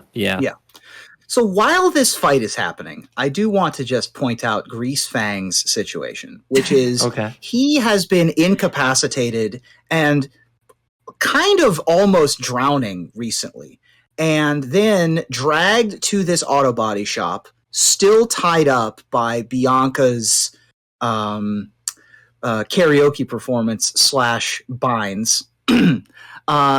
He was then interrogated briefly, and then made like a pretty decent business deal in his mind. Then a bear came through the wall, started dragging him out of the building, and now his his chair is being tugged on by 2 people and a rope, and there's another bear. Yeah. He's gonna want to go back. A totally normal day. He's gonna want to go back to jail when we're all done. He's getting this is not great. I kind of hate this. So Varian, you use your turn to tie some rope and make sure that Jen is going to have a better opportunity. I'm going to say that that's a help action for Jen going forward. Okay. Okay. So, and I tie the other end of it to just something huge or stable. I'm not sure exactly what's close to me, but something that's not going to break easy. Do I also need an action to launch the battery? It is an action to reconfigure. Yes. Okay, then I'm done. Cool. It is now going to be the bear's turn. The bear has another bear next to it, so it is actually going to attack the other bear instead of trying to continue to pull the chair along with it. Does he let it go to attack with its claws? So it has. Yes, it would. The phrasing here says that it makes 2 attack, 1 with its bite and 1 with its claws, which means I think that it lets go of both. So, first attack, Bianca, 23 to hit. And the second attack, I don't know what, so the bear's armor class, the bear's armor class is 11. So I'm going to hit with both of these. So, I'm going to deal you,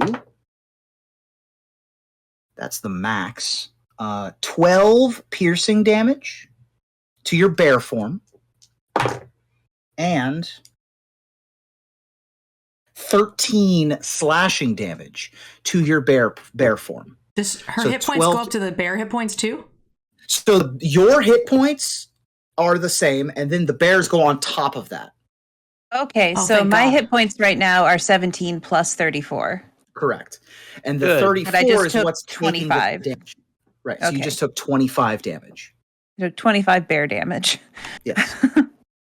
As it turns its ire on you, and it says, I don't care who you are, I don't care where you're from, but I need this one, and I need to bring it back to Jukai and make it pay for what it's done.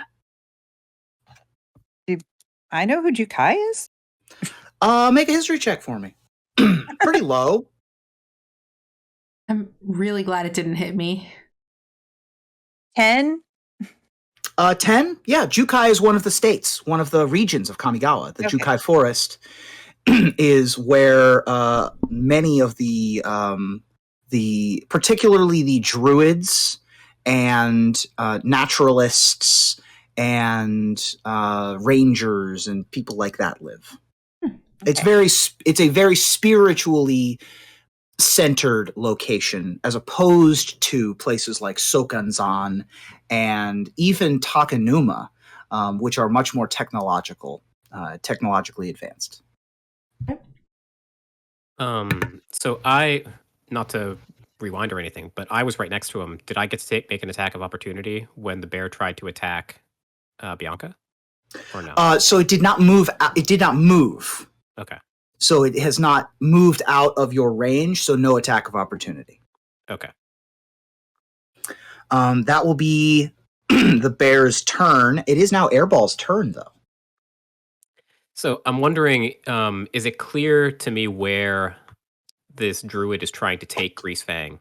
Like, he's not going to put him on his bear back and go all the way to Jukai. It's probably some sort of vehicle transport something. If you want to look for where you think this bear is trying to take Grease Fang, you can go ahead and make a perception check at disadvantage. Or investigation. Would that prevent me from attacking? No. Okay, you can just take a glance out the window and see what you see. All right, investigation. Ooh. Oh, we take the lower of the two, right? Correct. Yeah. All right, so that would be a 17. Okay. 17 is pretty good, considering that you're in the middle of combat. You look behind this great black bear, and you see, or brown bear, sorry, you see off in the distance some beings that are waiting around a cart, not even a vehicle. They're waiting around a cart. And with a 17, I would allow you to see that they appear to be Orochi people. These are the snake people of Kamigawa. So the druid's lying to us then. He's not trying to take him back to the druid people because he's trying to serve these snake people instead, I assume. I think snake people The would live with snakes are druids. druids. Yep, snake druids. Oh, okay. Oh, I don't know that. I'm just talking magic card stuff. You should know that. You're the history thing. Is it a 1/1 Death Touch snake druid? It is. It would be 1/1 Death Touch Snake Druids. Nice. The ones that are waiting by the cart would be 1/1 Snake Druids. Okay. Do you happen to know what the? Do you happen to know what the 1/1 Snake Druid card is? Oh God, no. I'm a zoomer. You're talking about this Kamigawa card, right? Yeah. Yeah. So its name is Fang of Shigeki. I didn't know its name. That's true. I play constructed. This may be Shigeki that you are facing down right now. Oh, Shigeki is is that the 1/3? That's the 1/3. Wow. Okay. Cool. I just in like the to deck I whirlwind kick off posted this. today. Yeah. So now, I mean, I'll tell you, this is Shigeki, and Shigeki has turned into a bear and cast bark skin on themselves and is trying to pull Greasefang over to their compatriots. I love this use of the card, like other cards I was not expecting. This is really cool. Well done. I appreciate that. Okay. Then can I, as my movement, position myself between Shigeki and that cart? Yes, you can. And then you could definitely scoot around Shigeki. Well, actually, you're in the mech, aren't you? Yeah. I would need a athletics check to scoot around, or an attack roll to just bash some building in to be able to get to the other side. Let me check my athletics. My athletics is +1. What do you think, team? Do I do that, or do I knock down a building? Knock down I mean, you're in a mech. Why would you not knock down a building? Let's I go. know. I mean, Hank is already upset with me. Let's go. Let's try to take down the building. Sure, man. If I'm going to be collecting some insurance, I might as well get the whole kit and caboodle. Know what I mean? You rolled a 6. I don't know what do. you're putting it to. It was to attack. I don't know what to do with it. Oh, if you're attacking, it's a building. You hit the building. And you are able to scoot around the backside of this bear. Okay, and now I can attack the bear, right? Or... Yes, because you used your turn to attack. So now you can use your bonus action to attack the bear. Okay. Give him the business. You rolled a 7. I'm not sure what your mech plus to hit would be. I believe it's a +6. So a 13 is not going to hit. Okay. So, and by not hit, I mean, it's huge. You are hitting it, but you hit the outside of the bark skin and it doesn't have the damaging effect that you would hope for. Okay. Jen, it's your turn. All right. Well, I'm going to go ahead and so the bear let go of the chair. So now I'm going to attempt to take a big swing at it to distract it from my dear friend who just took quite the clawing to the face. Holy crap. Mm-hmm. So let's really hope that I can get a good swing in here. Okay. Oh, thank you. Whew. Okay, 21 to hit. 21 hits. I'm going to go ahead and try to use one of my my first spells. What the heck was it? It was under spells. Here it is. It's a first level spell. Check that. So you're going to use a smite. Yes, Divine Smite. Excellent. So the way that Divine Smite works is you just expend the spell slot, free action, and it adds it to the damage. So go ahead and roll your smite and your attack. So it deals 2d8 extra radiant damage to the target plus 1d8 for each spell level higher than the first, which I don't have. So Correct. it's just 2d8 on top of my 1d10 plus 2? It sure is. Wow. Holy Yeah, shit. I'm telling you, Smite is where it's at. All right, so I rolled a 6 for my d10, and then Okay. we do 2d8s. So we'll add it to 10, and we add it only to 1. Oh, 11 damage. 11 damage total, or Total. 11 to the plus the 6? Total. Total 11. Then your attack bonus, right? So your normal attack is a d6 plus a number. My normal attack is a d10 plus 2. Plus 2. I rolled So a 4, 11. so that was 6. Yep. And then I rolled a 4 and a 1. Got it. So it's 12? I counted 11. Am I wrong? I don't know. I think that, well, it's fine. In any case, you are able to put enough damage into the bear form that this druid has to drop the bear form.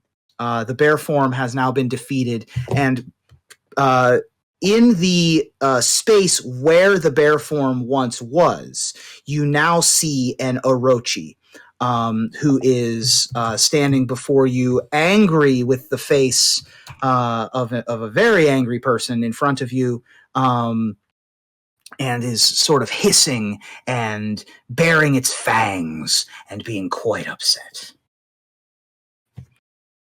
So it does take a little bit of hangover damage from that, but it is not necessarily looking the worst for wear. Bianca, you know, as a druid, that this person probably has an additional wild shape that they could cast should they so choose.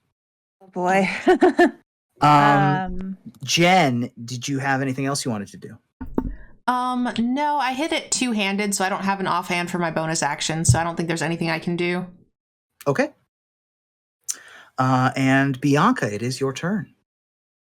You now are facing down Shigeki, in all of their glory. Four-armed snake druid person who you've never met before. So...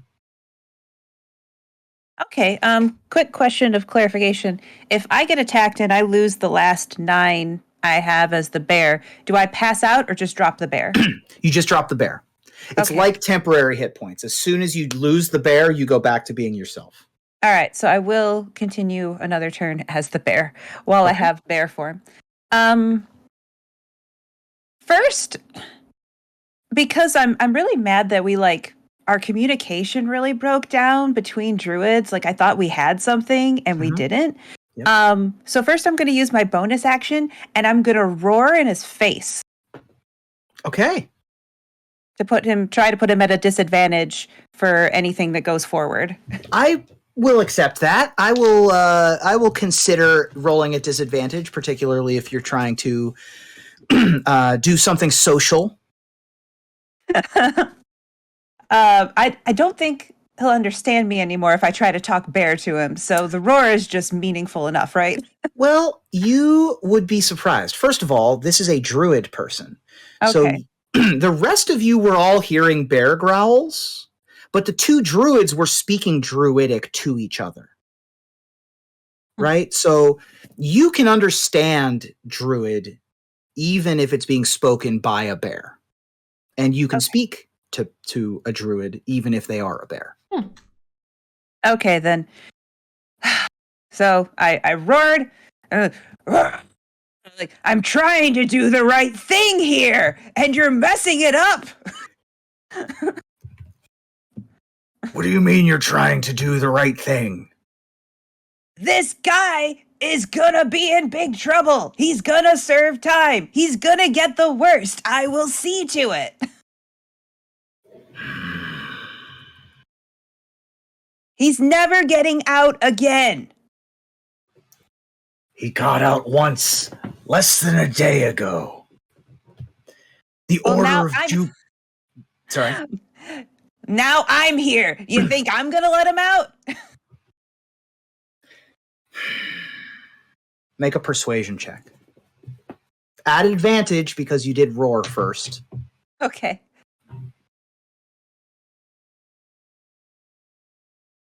$14 and 16. Plus? And plus... Oh, -1. -1, so 15. Yeah.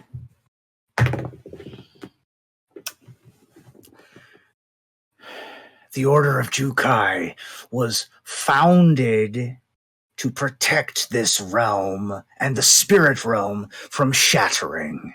The stress of these new technological developments are ripping apart the spirit realm.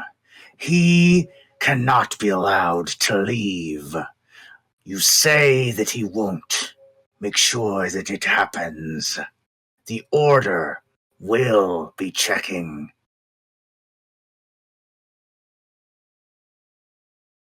So we good? Shigeki will stand up straight and take a less aggressive stance. The fangs of Shigeki that were pulling daggers and getting ready to join the fray stand down. And Shigeki does like one of these. He does 4 of those. That's right. All of the hands do this at each of the 4 of you. And Shigeki looks at Hank and says, "Sorry for the mess." And will slither and slink back into the darkness if you allow it. I say too timidly, "Can I get a selfie before you go?" But he doesn't hear me. Oh. Big fan of this card, man. Go ahead, make a persuasion check. Make a persuasion check. Oh, you are a big fan. You were talking about this when we were at the event. I was. Shigeki's I just rolled a 1. Oh no! This is like the 8th one you've rolled. It's It is. There's insane. something wrong with your dice. So bad. This is so cringe. Yeah. If you want to know, you know what? I'm not even going to make you roll. If you want an autograph, you get an autograph from Shigeki. Thanks. But he's probably not happy about it, right? You know? I mean, you guys Because just I fought. rolled so low, I'm like the super awkward type that's just Right. like, dude, I was busy, not near the bathroom, please. Like, why have you no sense? Yeah, Right. okay. I've But got I've got a it. specific I've got it. table that you can do this at the con. Yeah, Sorry. we're going to put that online, and I'm going to basically say we're best friends now. Perfect. Okay. Shigeki goes back to his cadre and they fade away into the darkness of the night of Kamigawa, and you are left here in the rubble of Hank's shop, and you still have a decision to make as it pertains to what you want to do. So you have some time. We have about 10 minutes in the episode, guys. Let's try to figure out what we want to do going into our next episode. So, Hank is probably freaking out. I'm still a bear for a little while, so I awkwardly try to pile up some of the bricks and make him look like he has a wall, like just as a Perfect. gesture. I love it. Great. I'm gonna try to unbear your wall. Oh, thanks there, honey bear. I really appreciate it. Don't mention it. Pat, pat, pat. All right. So what are we going to do with Greasefang before another idiot monster comes barreling through? It's either going to be his gang or another gang or some flying unicorn. We need to figure out what we're going to do with Greasefang. I want to put him under the flag of Mtgnerdgirl and get him selling and working for us. What do you guys want to do? I know Bianca's against it, but there is 4 of us. And I also don't know what she agreed to, right? Because I don't speak Druid. Alright. Correct. Like, I just knew it left, so I was like, okay. Let's pretend a swirl of cherry blossoms go around. I'm back in my normal form. That's just my normal way of transforming. Everyone expects this now. Mhm. And I saunter over to her and I'm like, Jen, You have no idea what I just went through to get them to leave. We have to turn him in. I made a promise to this snake. We made a promise to the Wanderer, too. Who cares? We're going to be on Capenna. It'll be fine. If we don't turn him in, we're going to have this whole snake gang after us and who knows who else. Can they plane jump? I don't think so. You're talking about burning every bridge that we have here and every bridge that we have with the plane jumpers because you think that Obnixilis has the best price. Yes. Mind if I make a suggestion? Could I? Can I butt in? Sorry, but it's like I'm kind of like in the middle of all this, so. What is it? Sorry about your wall. I think he's rat person. Oh yeah, I'm Grease Fang now. Oh, okay. Hank is sweeping. Okay.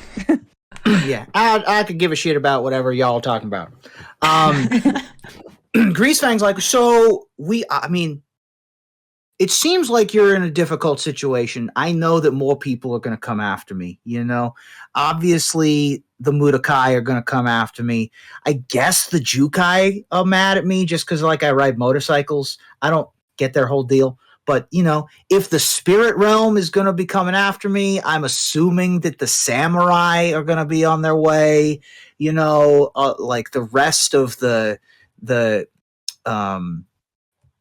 like a whole bunch of other factions are going to come after me as well. Kotose might be on the way, you know, especially if Tatsunari isn't able to track me down.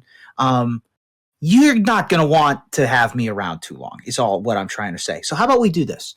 You could have it both ways. I think you could have it both ways. If you turned me in, right? You turn me in, but you give me a way to get out. You turn me in. You collect whatever it is deal you had with whoever it is that you had.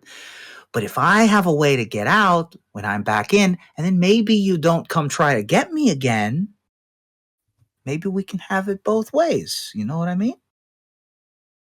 I was actually going to say, now that I know the druids are after him, like, he probably wouldn't survive long and get to do what we want him to do anyway. Yeah, that's what I'm super concerned about that.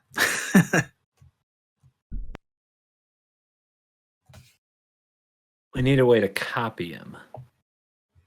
Anybody got an Asika's chariot? We can make.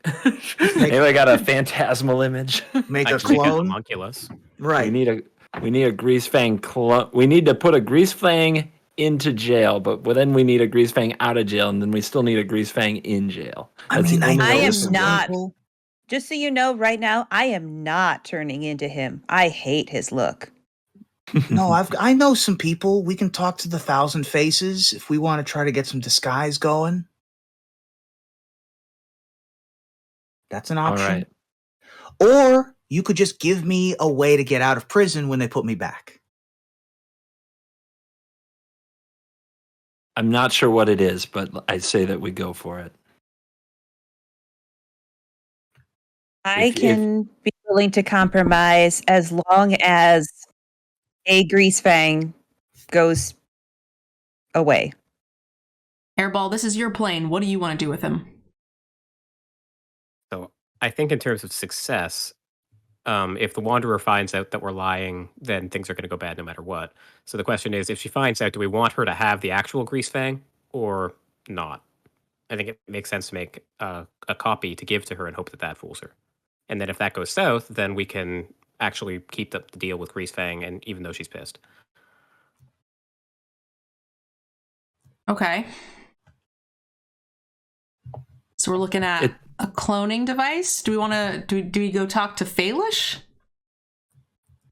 No, he mentioned the Thousand Face Shadow, the Thousand Face Ninjas. Oh. Yeah, we could go visit the Thousand Faces. It's gonna be a bit of a trip. Tough to get to Otora is what I'm trying to say. Have we shown you the mystery machine? No. Yeah. Vehicles we have. Excellent. What could we give him to get out of jail? It would be easier. Would be easier. And if he doesn't succeed, no worries. We get our loot from the Wanderer. If he does succeed, maybe he'll help us out in the future. All right. So what does he need to get out? Maybe we should ask him that question. Yeah. What would I need to get out? Well, I would need to guarantee that I could get out. I'm assuming they would put me in the ghostly prison, which means that I would need the spirit guards to let me out. So I would need some sort of spirit technology to be able to get through the gates. Traditional lockpicks wouldn't necessarily work. But I would need some sort of spirit lockpick. I mean, we could figure something out along those lines. And the Thousand Faces would also have that information. So we aren't necessarily, we can think about it on the way. Hey, Hank, do you have any spirit lockpicks available in your stash? Spirit lockpick? I mean, that's like a weird thing for me to have. Let me take a look real quick. I'm going to roll a luck check and see if he's got anything. Oh, no. Hank has a spirit lockpick, apparently. Spirit Mantle is a aura that gives protection from creatures. Oh, perfect. Yeah. Well, I got this here spirit mantle. So you can put this on, probably get on through. And Greasefang will go, that looks beautiful. I would be very pleased to be able to take that, sneak it in to the prison, and sneak out. I think that this would be a plan that works. Now, all we need to do is get me to a Ganjo without any more of these people who are hunting me. The safest place for me is prison. Yeah. Until I leave. Now that the druids are after him, I think he wants to go back to prison. He can wait it out there and then... Yeah. If the druids are after me, I know for a fact the dragons are after me. There's no way they aren't at this point. We already know that Tatsunari is after me. The other gangs are going to catch wind. We got to beat feet and get to a Ganjo ASAP. To the mystery machine. To the mystery machine. All right. So, you guys got snacks or what? I'm removing 150 gold because that's what I have to give to Hank? Hank. Perfect. Much obliged. This thing was just collecting dust in my drawer here anyway. Appreciate it. I thought it also might help with the wall. Oh, sure, the wall. Well, I mean, it's good to do some redesign. Maybe I'll expand a little bit. Thanks, Hank. Sorry for the trouble. We didn't... Hey, no worries. Come on back anytime, preferably less violent like next time, though. He's taking this very well. To the mystery machine. So you guys can hop into the mystery machine. All around Kamigawa, there are forces of various kinds that are getting to the news that Greasefang was broken out of jail. Samurai are getting ready to ride their moths into battle. Kitsune are getting into dragonfly suits. Various gangs and technologically advanced peoples are also getting geared up to try to find wherever Greasefang is. The entire city is waking up to the knowledge that one of the most wanted people in all of the plane is on the move, and they've only got a brief amount of time before they're going to be handed over to the Emperor. After they're handed over to the Emperor, there's nothing that any of these other groups can do. So it's a race between all these groups and you. And that's where we'll end the episode. Yeah. Whew. Alrighty then. Good game, everybody. Yay, good games. I was not expecting a giant bear to rip the back of the building off. Mm-hmm. Yeah, I figured you guys are level 2, so I wanted a 2-2 for 2. And I was like, how do I make this fun? And a druid in druid shape or in wild shape is very fun for me. I am disappointed that you didn't say he was smarter than the average bear. I did say that. I did. Not in so many words. I did. appreciate Well, it. that's true. I did say that this is not your average bear. It was close. Yep.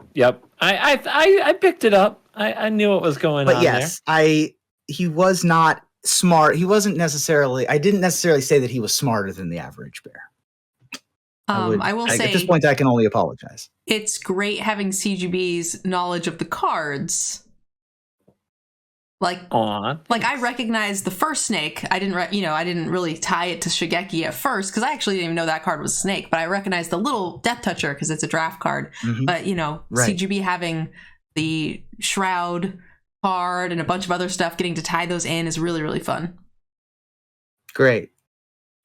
Yeah, All I'm right. glad that everybody had a good time. I'm excited to see where this story unfolds. You have kind of a new ally in Greasefang. Actually, you know what? Let's add Greasefang to the allies list in the Ooh. hero's journey.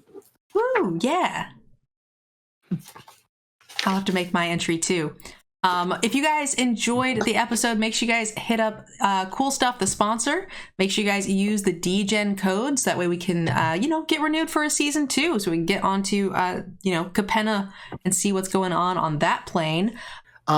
Before we hang up, thank you all so much for playing. And I know that being new players, there's a lot of information and there's a lot of things that are new.